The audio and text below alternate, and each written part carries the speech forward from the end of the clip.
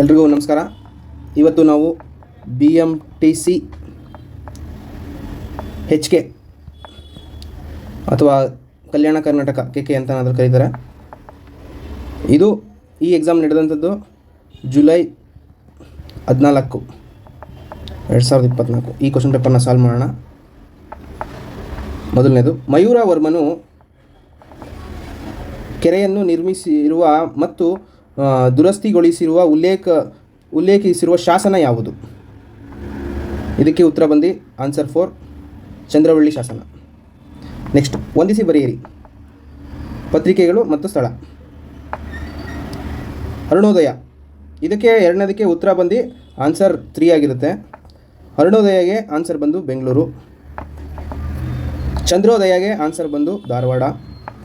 ಕರ್ನಾಟಕ ವಾರ್ತೆ, ಇದಕ್ಕೆ ಉತ್ತರ ಬಂದು ಬಿಜಾಪುರ. ಕರ್ನಾಟಕ ಪ್ರಕಾಶಿಕ, ಇದಕ್ಕೆ ಉತ್ತರ ಬಂದು ಮೈಸೂರು. ಮೂರನೇದು, ಕರ್ನಾಟಕದಲ್ಲಿ ರೇಷ್ಮೆ ಬೆಳೆಯನ್ನು ಪರಿಚಯಿಸಿದ ದೊರೆ ಯಾರು?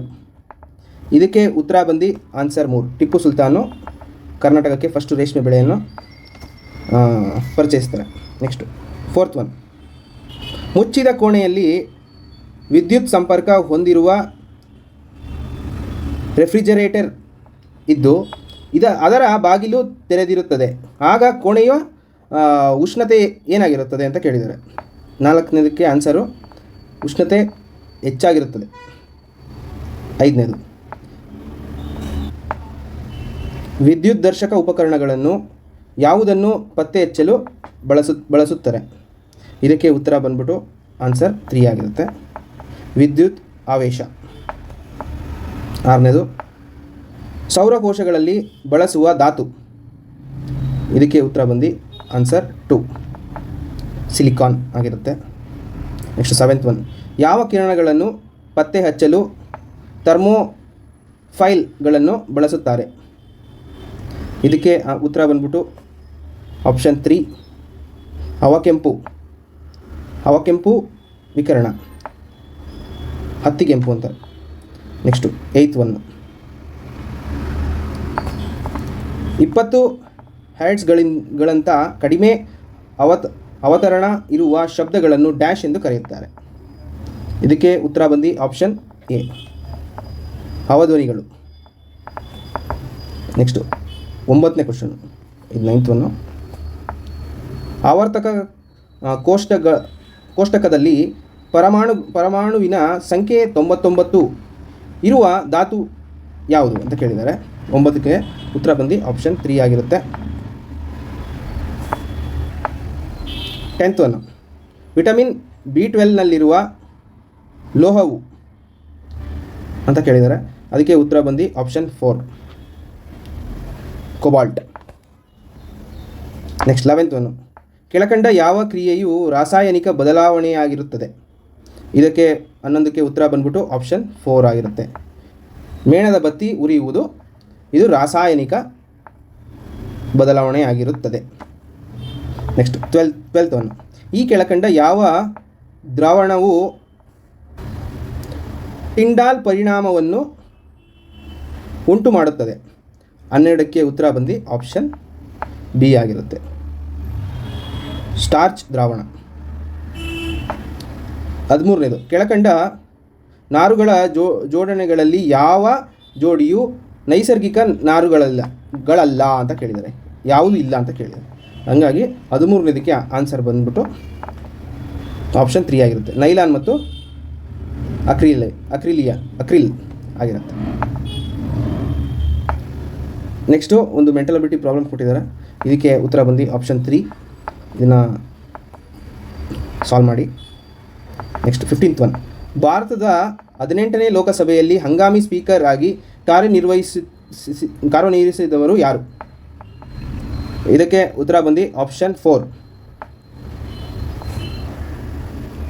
ಭರ್ತೃಹರಿ ಮಹತಾಬ್.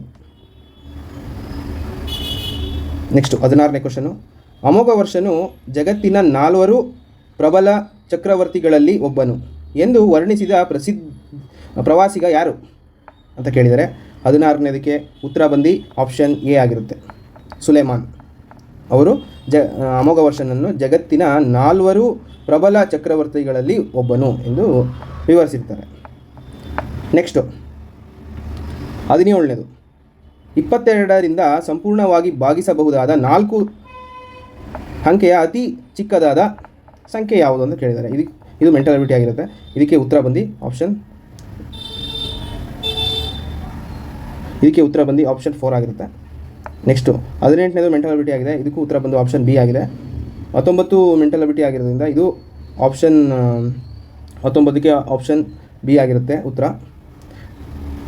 ನೆಕ್ಸ್ಟು 20ನೇದಕ್ಕೆ ಆಪ್ಷನ್ 2 ಆಗಿದೆ ಕರೆಕ್ಟು. ನೆಕ್ಸ್ಟು 21ನೇದು ಆಪ್ಷನ್ 3 ಆಗಿರುತ್ತೆ. ನೆಕ್ಸ್ಟು 22ನೇ ಕ್ವಶನ್, ಭಾರತದಲ್ಲಿ ಮೊದಲ ಸಹಕಾರಿ ಕಾನೂನನ್ನು ಯಾವಾಗ ಪರಿಚಯಿಸಲಾಯಿತು? ಇದಕ್ಕೆ ಉತ್ತರ ಬಂದು ಆಪ್ಷನ್ 3 ಆಗಿರುತ್ತೆ. 1904 ಸಹಕಾರಿ ಕಾನೂನು ಪರಿಚಯಿಸುತ್ತಾರೆ. 23rd ಕ್ವಶನ್ನು, ಸುಮಾರು 47 ಮಿಲಿಯನ್ ವರ್ಷಗಳ ಹಿಂದೆ ಬದುಕಿದ್ದು ಈಗ ಅಳಿದು ಹೋಗಿರುವ ಹಾವಿನ ಹೆಸರೇನು?